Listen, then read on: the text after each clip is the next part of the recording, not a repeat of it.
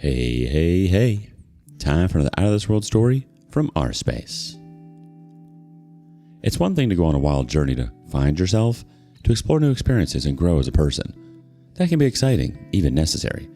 But it's another entirely to use that as an excuse to abandon the people who depend on you, the responsibilities you willingly took on, and the life you helped build. Today on rSpace, one is about growth. The other is about running away from reality. And in this case, it left two 6-year-olds caught in the fallout. Wife cheated and said she needed to discover herself. I took the kids and she discovered that she wanted her family back. My marriage might be over, and it's for a completely ridiculous reason. I just found out about this, and it's so outlandish that I need to find out if anyone else has been through something like this. My happy little family was made up of me, 29 male, my wife, Mia, 28 female, and our twins, 6 female and 6 male. Mia's pregnancy was unplanned, but we decided to make it work and got married before the kids were born. It was hard to suddenly adjust to life as a parent, especially when we were both still quite young. We honestly weren't prepared for it, but we pulled through, and I don't regret it at all. We adjusted, and life is good now. The twins are great kids, and I can't imagine the world without them. Unfortunately, Mia didn't feel the same way. Sometimes she would complain about the kids and wish we could have a few days without them. I thought it was completely normal. Parents get tired of their kids once in a while and want a break. It doesn't mean you don't love them, and she never said that in front of them, so I thought it was completely harmless. But she meant it, and over the past year, it's gotten worse. She started complaining about how she wanted to do so much with her life. She wanted to travel and experience new things, and now she'd never get the chance to do it because she was a mom. I tried to tell her that that wasn't true, and she could still explore the things she wanted to do as a mom. Lots of parents live full lives. We just needed to wait until they were a bit older and more independent. She would just shake her head and say she would be too old by then. She wanted to enjoy her youth. I thought that was all just talk. I didn't realize how much she meant what she said and how far she was ready to go to feel young again. That changed when she sat me down and told me that she needed to discover herself. She complained that the kids stole her youth. That sounded harsh, but I told her I understood why she felt that way, but having the kids was also fulfilling in its own way. To me, it was more fulfilling than partying like we did when we were younger. She just dismissed me and said it was easy for me to feel like that because I was a man. She claimed I didn't make sacrifices like she did. I tried not to take that personally, but it was hard. I knew motherhood wasn't a walk in the park, but I put in just as much effort when it came to raising the twins. I didn't make the exact same sacrifices she did, but I had to give up a lot too. Of course, she never acknowledged that it wasn't easy for me either. She just repeated that she needed to find out who she was. I thought that meant she wanted to pick up a hobby or take a trip, but no. She told me she'd been seeing someone else, and he was helping her understand what she'd been missing in her life. He saw her as a woman, not just as a mom and a wife. It took me a while to process what she said. It felt like it came out of nowhere. How did she go from wanting to feel young again to having an affair? The logic didn't compute with me. I just stared at her, expecting her to backtrack and admit it was just a sick joke. But she didn't. She went on to say that she loved the kids, but she regretted getting married so early and wished she'd given herself more time to explore her options. I pointed out that she was basically saying she regretted marrying me and wished she had more time to sleep around, and since she couldn't do it back then, she was doing it now. She said it wasn't like that. She said it was just about finding her true self and self-growth. She promised she'd be back if I waited for her. I scoffed and told her I wasn't going to wait. I explained that I wasn't going to try and stop her from leaving, especially since she cheated on me. She just needed to make sure it was all worth it, because she'd broken up a happy family over this. She sighed and said that I was putting the kids first again, and that it was time for her to put herself first instead. She left the house the same day. I still couldn't believe it when she walked out. What kind of mother could turn her back on her children so casually? They keep asking about their mom, and I told them she's visiting a friend. I don't know what else to tell them. How do I tell two 6-year-olds that their mom left them because she missed partying and sleeping around? I hate her for doing this to us. I hate her for breaking up with me.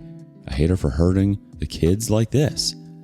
She broke our lives apart, and she won't be around to deal with the fallout. I'm the one left to pick up the pieces while she runs around chasing her fantasy. Update 1. Thanks for all the support and sympathy. I was surprised to find out that there were so many men who had been through a similar situation. It sounds unreal, but I guess that's the world we live in now, where women can put their own needs ahead of the well-being of their family, while men are expected to make sacrifices quietly. I probably don't need to tell you that I'm getting a divorce. No self-respecting man would stay married to her after that shameful display of hers. I was the one who had to file for divorce. She wasn't even in the country at the time, and I had to wait for her to get back so she could be served. She'd already started taking trips and living her life as if she didn't have two very confused, very hurt children at home. I don't care about what she's done for me. My primary concern is making sure my kids get through this okay. I had a difficult conversation with them where I had to explain that we weren't going to be living together anymore. When they started to ask why, I was itching to tell them the truth, that their mom was irresponsible and cared more about having fun than taking care of her kids. But I couldn't say that. That was too much to put on them at that age. And besides, I didn't want them to blame themselves. I didn't want to be the type of man who poisons his children's minds either. I wanted them to get through this divorce without getting messed up by it. My goal in this split is to get full custody of my kids, as well as the house and anything that will help raise them. My lawyer has assured me that I have a good shot because she pretty much abandoned them. She doesn't even seem to have much interest in actually raising them. She's only been over to see them a few times since she left. I didn't want to let her in the first time, but I knew it was what was best for the kids. She stuck around for 2 hours before she left. The kids were excited to see her and heartbroken when she left. I couldn't get them to stop crying. It hurt so much that I didn't want to let her come back around. My lawyer advised against that and told me it wasn't legal for me to withhold access to them. As much as that hurt, I knew he was right. The second time she came around, she only spent about 40 minutes with them before she had to go. She didn't even stay long enough to have lunch with them. They kept asking if she'd be back the next day, and I didn't have the heart to tell them the truth. I didn't know when she'd be back, but I knew it wouldn't be soon. I kept a log of her visits online, the date she came over, as well as how long she stayed. I even wrote some notes about how she interacted with them, like the day she came over with sunglasses on to hide her obvious hangover. I linked my lawyer to the document so he could have access to it for when the custody hearing started. I also record the visits that she missed, the times that she promised to come and visit them, only to cancel at the last minute due to some work-related emergency. I'd write down the date and times of those missed visits, along with her excuse. Then I'd go through her social media to find out what she was really doing that day. From what I've been able to put together for her social media posts, Mia has been traveling with the guy she broke up with me for. He looks like he's in his early 20s. If I had to guess, I'd say he's 22.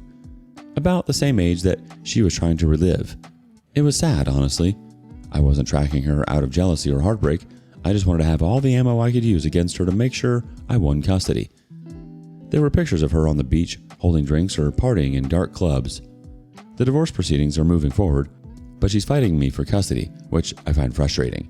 She claims she still wants to be their mother, but her actions have made it clear that that isn't true. My lawyer has assured me that I have nothing to worry about. He says her absence and her lack of consistent contact have made it nearly impossible for her to win. I'm trusting his professional judgment, but I won't lie. I still lie awake some nights, fearing the worst. Sometimes I worry that she might try to put on a show for the judge, act like she's suddenly the most caring mom in the world. I even got paranoid one night and worried that she might claim that I was keeping her from seeing the kids. But I was prepared. I had my evidence ready. I had character witnesses lined up. One of them was even a friend of hers who thought what she was doing was disgusting. My twins are the world now, and I'll do whatever is necessary to make sure I hold on to them. Right now, I'm the only parent who's ready and able to give them the life they deserve. She's framing cheating and abandoning her kids as some noble journey of self-discovery. 6-year-olds aren't obstacles to someone's midlife fun. They're human beings who depend on their parents for everything. It's the kind of cruelty that hits you in the gut because it's so blatant. She's literally choosing a fantasy of youth and excitement over the real people whose lives she's tied to. And then she gets to walk around acting like she's brave or self-fulfilled while the people she abandoned are left to pick up the pieces. Update 2. The custody hearing finally happened, and I can say I've never been so stressed in my life. In the days leading up to it, I agonized over every detail and made sure I hadn't left out any important information. My lawyer assured me that I was as ready as anyone could ever be. During the hearing, Mia's lawyer gave a speech about how she's been taking time to work on herself so she could show up as a fully present mother. It was hard to keep a straight face. They tried to pass off her traveling and partying as a form of therapy for her. It was ridiculous. When it was my turn, my lawyer provided all my evidence, showing how she hadn't been involved in the children's lives and how she had no real desire to be a part of it. He also brought the judge's attention to the no-shows, the times she's promised to come over and came up with an excuse at the last minute. He shared the screenshot of the social media post that showed where she actually was, like the day she claimed to be working, but she'd been in Miami. My evidence gave a full picture of how things really were, and the judge ruled in my favor. I got full custody of the twins, and Mia was granted visitation rights. The judge even told her directly that children need stability, and she couldn't be relied on to be consistent. Mia looked shocked. She really thought that she would get joint physical custody. She didn't say a word to me afterwards, and just stormed out of the courthouse.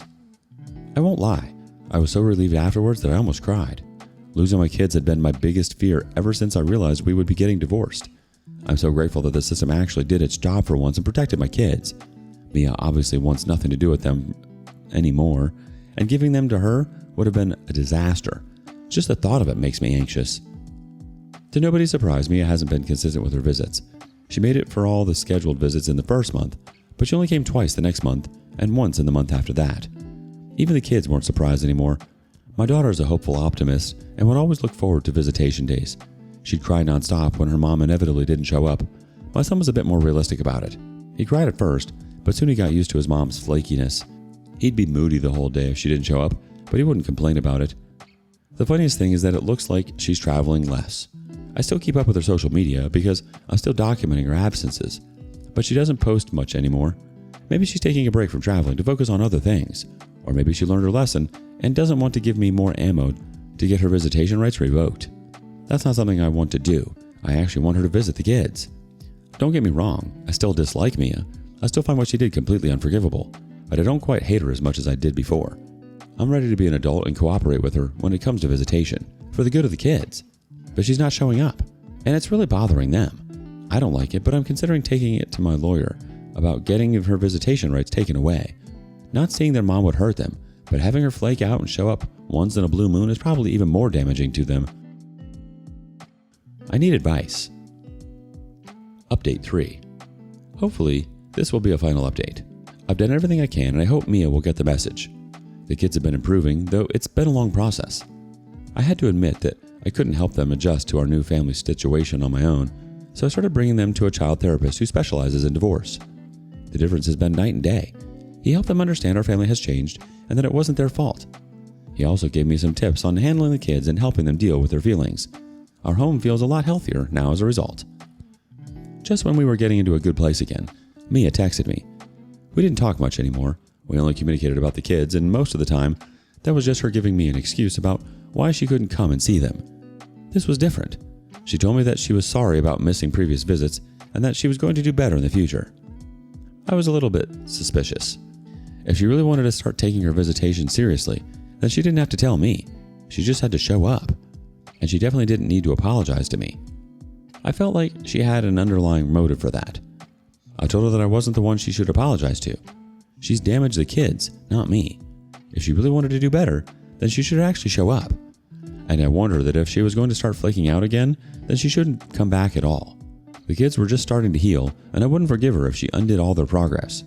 She promised that she would stick to her visitation schedule. I didn't text her back. Surprisingly, she kept her word. The kids were happy to see her, but their joy was almost cautious. It was like they knew that she wasn't going to be back the next time. She surprised us all again, and again.